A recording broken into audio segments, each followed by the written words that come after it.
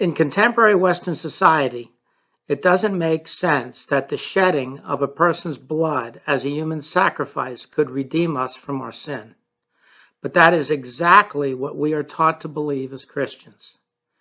We must go back to the beginning of recorded time to bring it into context. In early times, people groups worshiped the sun, moon, planets, weather, and all sorts of gods and goddesses to gain favor with them for favorable plantings and reproduction of their family, their herds, and their flocks. They would sacrifice animals to appease the gods. This included the most valuable firstborn, unblemished animals and the first fruits of the harvest. When God selected Abraham to establish his chosen nation, Israel, the practice of sacrifice was entrenched into their culture. In order to relate to that society, he created a parallel system of sacrifice as a means of worship for his chosen people. In fact, he tested Abraham by asking him to sacrifice his only son, Jacob, who was born after Abraham was 100 years old. At the last moment, he substituted a ram once he validated Abraham's love, devotion, and trust in him. Abraham passed the test to become the father of a race that God chose to tell the world about himself. Scripture prophesies the rise of a Savior, Jesus, who would be God's perfect, unblemished lamb as a sacrifice to end all sacrifices, to redeem the human race from their sins, past, present, and future. Through his death we are redeemed, and through his resurrection we are able to share eternity in heaven with him. Jesus' passion was real. He felt pain as each of us do. His road to crucifixion is well documented. His death changed the world as he established a new covenant with mankind, one based on love, forgiveness, and redemption. Please join me as we recount his passion and road to crucifixion, reflect on his pain and humility as he made the ultimate sacrifice for us. And they came to an olive grove called Gethsemane, and Jesus said, "Sit here while I go and pray." He took Peter, James, and John with him, and he began to be filled with horror and deep distress.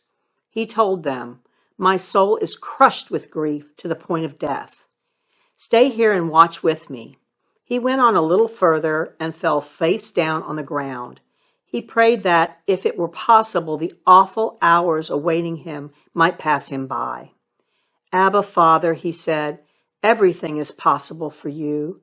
Please take this cup of suffering away from me. Yet I want your will, not mine." Then he returned and found the disciples asleep. "Simon," he said to Peter, "are you asleep? Couldn't you stay awake and watch with me for even 1 hour? Keep alert and pray. Otherwise, temptation will overpower you. For though the spirit is willing enough, the body is weak." Then Jesus left them again and prayed, repeating his pleadings. Then an angel from heaven appeared and strengthened him. He prayed more fervently, and he was in such agony of spirit that his sweat fell to the ground like great drops of blood. At last he stood up again and returned to the disciples, only to find them asleep, exhausted from grief, for they just couldn't keep their eyes open, and they didn't know what to say. After saying these things, Jesus crossed the Kedron Valley with his disciples and entered a grove of olive trees. Judas the betrayer knew this place because Jesus had gone there many times with his disciples. The leading priests and Pharisees had given Judas a battalion of Roman soldiers and temple guards to accompany him. Now, with blazing torches, lanterns, and weapons, they arrived at the olive grove. Jesus fully realized all that was going to happen to him. Stepping forward to meet them, he said, "Whom are you looking for?" "Jesus of Nazareth," they replied. "I am he," Jesus said. Judas was standing there with them when Jesus identified himself, And as he said, "I am he," they all fell backwards to the ground. Once more he asked them, "Whom are you searching for?" And again they replied, "Jesus of Nazareth." "I told you that I am he," Jesus said, "and since I am the one you want, let these others go." He did this to fulfill his own statement, "I have not lost a single one of those you gave me." Then Simon Peter drew a sword and slashed off the right ear of Malchus, the high priest's servant. But Jesus said to Peter, "Put your sword back in its sheath. Shall I not drink from the cup the Father has given me?" But Jesus said, "Don't resist any more." And he touched the place where the man's ear had been and healed him. Then Jesus spoke to the leading priests and captains of the temple guard and the other leaders who headed the mob. "Am I such a dangerous criminal," he asked, "that you have to come armed with swords and clubs to arrest me? Why didn't you arrest me in the temple? I was there every day. But this is your moment, the time when the power of darkness reigns." So the soldiers, their commanding officer, and the temple guards arrested Jesus and tied him up. First they took him to Annas, the father-in-law of Caiaphas, the high priest that year. Caiaphas was the one who had told the other Jewish leaders, "Better that one should die for all." Inside, the high priest began asking Jesus about his followers and what he had been teaching them. Jesus replied, "What I teach is widely known, because I have preached regularly in the synagogues and the temple. I have been heard by people everywhere, and I teach nothing in private that I have not said in public. Why are you asking me this question? Ask those who heard me. They know what I said." One of the temple guards standing there struck Jesus on the face. "Is that the way to answer the high priest?" he demanded. Jesus replied, "If I said anything wrong, you must give evidence for it. Should you hit a man for telling the truth?" The leading priests and the entire high council were trying to find witnesses who would lie about Jesus so they could put him to death. But even though they found many who agreed to give false witness, there was no testimony they could use. Finally, 2 men were found who declared, "This man said, 'I am able to destroy the temple of God and rebuild it in 3 days.'" Then the high priest stood up and said to Jesus, "Well, aren't you going to answer these charges? What do you have to say for yourself?" But Jesus remained silent. Then the high priest said to him, "I demand in the name of the living God that you tell us whether you are the Messiah, the Son of God." Jesus replied, "Yes, it is as you say. And in the future you will see me, the Son of Man, sitting at God's right hand in the place of power and coming back on the clouds of heaven." Then the high priest tore his clothing to show his horror, shouting, "Blasphemy! Why do we need other witnesses? You have all heard his blasphemy. What is your verdict?" "Guilty!" they shouted. "He must die!" Then they spit in Jesus' face and hit him with their fists, and some slapped him. Peter followed Jesus at a distance. The guards lit a fire in the middle of the courtyard of the high priest and sat around it, and Peter joined them there. A servant girl noticed him in the firelight and began staring at him. Finally, she said, "This man was one of Jesus' followers."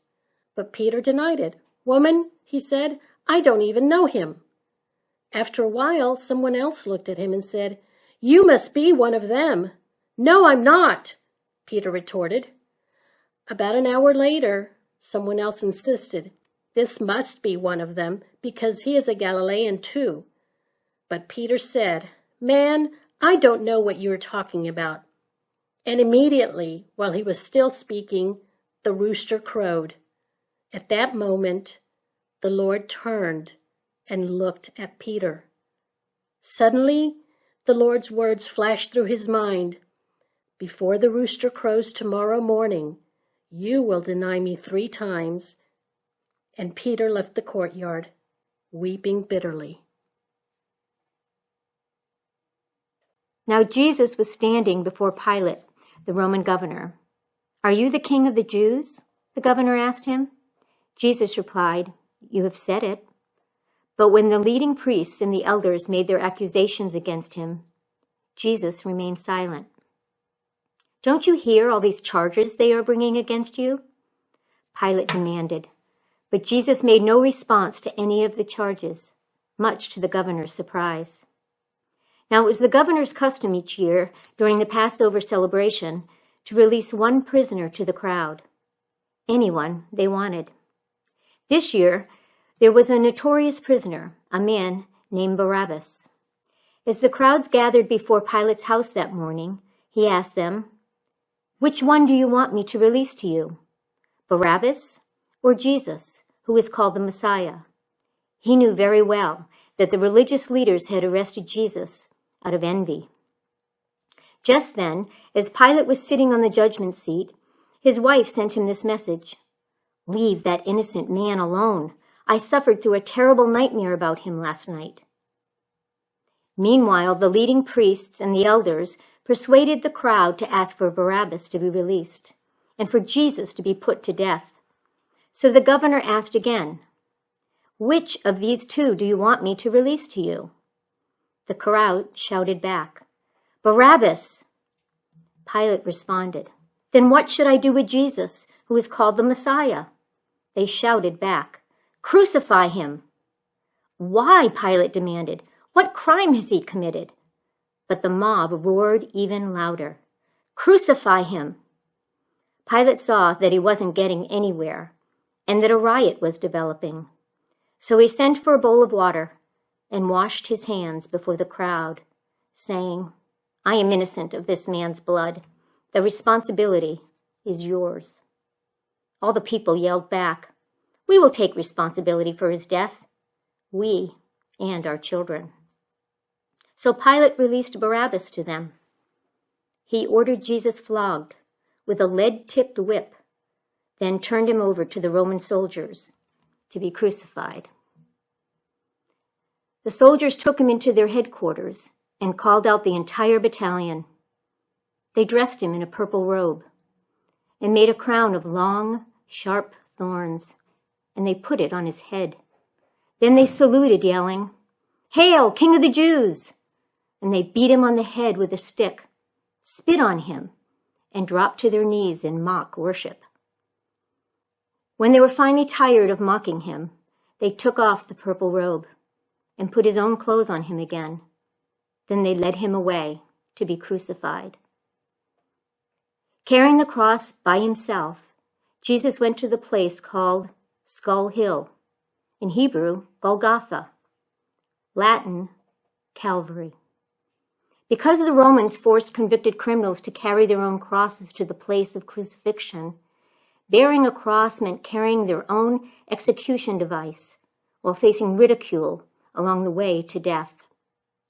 In the Jewish tradition, anyone who hangs upon a tree is cursed. The cross, a way of death, brought on by a violent oppressor to keep people in line.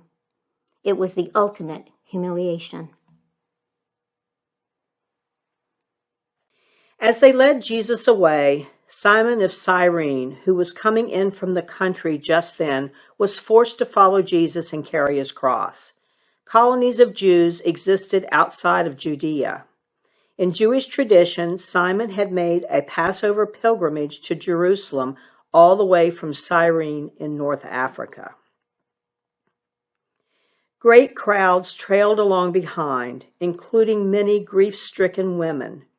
But Jesus turned and said to them, "Daughters of Jerusalem, don't weep for me, but weep for yourselves and for your children. For the days are coming when they will say, 'Fortunate indeed are the women who are childless, the wombs that have not bore a child, and the breasts that have not nursed.' People will beg the mountains to fall on them and the hills to bury them. For if these things are done when the tree is green, what will happen when it's dry? Jesus is prophetically speaking about the horrible outcome of the war of the Jews against Rome, ending in the destruction of the temple in 70 AD. Over 1 million Jews were killed. When they came to a place called the Skull, they nailed him to the cross. Jesus said, "Father, forgive them, for they don't know what they're doing." And the soldiers gambled for his clothes by throwing dice. The people passed by shouting abuse, shaking their heads in mockery. "Ha! Look at you now," they yelled at him. "You can destroy the temple and rebuild it in 3 days, can you? Well then, save yourself and come down from the cross." The crowd watched and the leaders scoffed. "He saved others," they said. "Let him save himself if he is really God's Messiah, the chosen one. Let this Messiah, this King of Israel, come down from the cross so we can see it and believe him." The soldiers mocked him too by offering him a drink of sour wine. They called out to him, "If you're the King of the Jews, save yourself." It was 9 o'clock in the morning when they crucified him. A sign was fastened to the cross. It read, "The King of the Jews." 2 criminals were crucified with him, one on his right and one on his left. One of the criminals hanging beside him also scoffed, "So you're the Messiah, are you? Prove it! Save yourself and us too while you're at it." But the other criminal protested, "Don't you fear God even when you are dying? We deserve to die for our evil deeds, but this man has done nothing wrong." Then he said to Jesus, "Remember me when you come into your kingdom." Jesus replied, "I assure you, today you will be with me in paradise." Standing near the cross were Jesus' mother and his mother's sister, Mary, the wife of Clopas, and Mary Magdalene. When Jesus saw his mother standing there beside the disciple he loved, he said to her, "Woman, he is your son." And he said to this disciple, "She is your mother." And from then on, this disciple took her into his home. Jesus, in the midst of this horrible suffering, honors his mother as a loving son, seeing that she will be cared for after his death. The context indicates she is a widow. He is making an oral, binding testament, placing his mother in John's care. In Jewish tradition, Mary's care would have been left to the remaining oldest son. By entrusting John to her care, he is elevating John's status to brother. He honors him, saying, "You are part of my family. You are my brother." Undoubtedly, Mary must have been thinking about the prophecy spoken to her by Simeon 33 years earlier at Jesus' dedication at the temple, when he said, "And a sword will pierce your very soul." At noon, darkness fell across the whole land until 3 o'clock.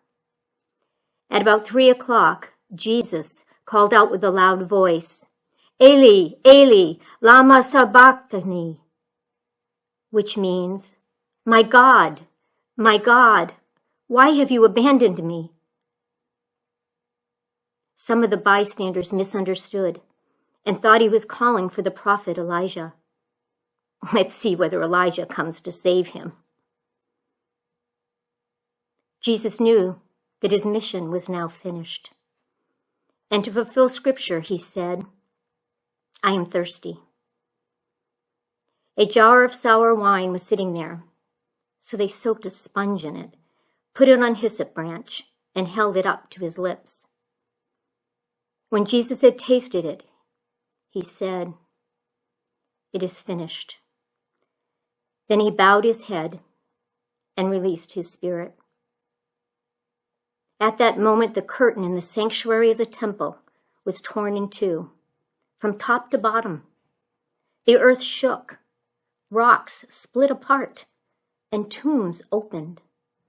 The bodies of many godly men and women who had died were raised from the dead. They left the cemetery after Jesus' resurrection, went into the holy city of Jerusalem, and appeared to many people. The Roman officer and the other soldiers at the crucifixion were terrified by the earthquake and all that had happened. They said, "This man truly was the Son of God." After Joseph of Arimathea, who had been a secret disciple of Jesus because he feared the Jewish leaders, asked Pilate for permission to take Jesus' body down. When Pilate gave him permission, he came and took the body away. Nicodemus, the man who had come to Jesus at night, also came, bringing about 75 pounds of embalming ointment made from myrrh and aloes. Together, they wrapped Jesus' body in a long linen cloth with the spices, as is the Jewish custom of burial. The place of crucifixion was near a garden where there was a new tomb, never used before. And so because it was the day of preparation before the Passover, and since the tomb was close at hand, they laid Jesus there. Then they rolled a stone in front of the entrance. Mary Magdalene and Mary, the mother of Joseph, saw where Jesus' body was laid. Fortunately, the story does not end here. Sunday would come. The glorious resurrection takes place. Our redemption and eternity are secured with him in paradise.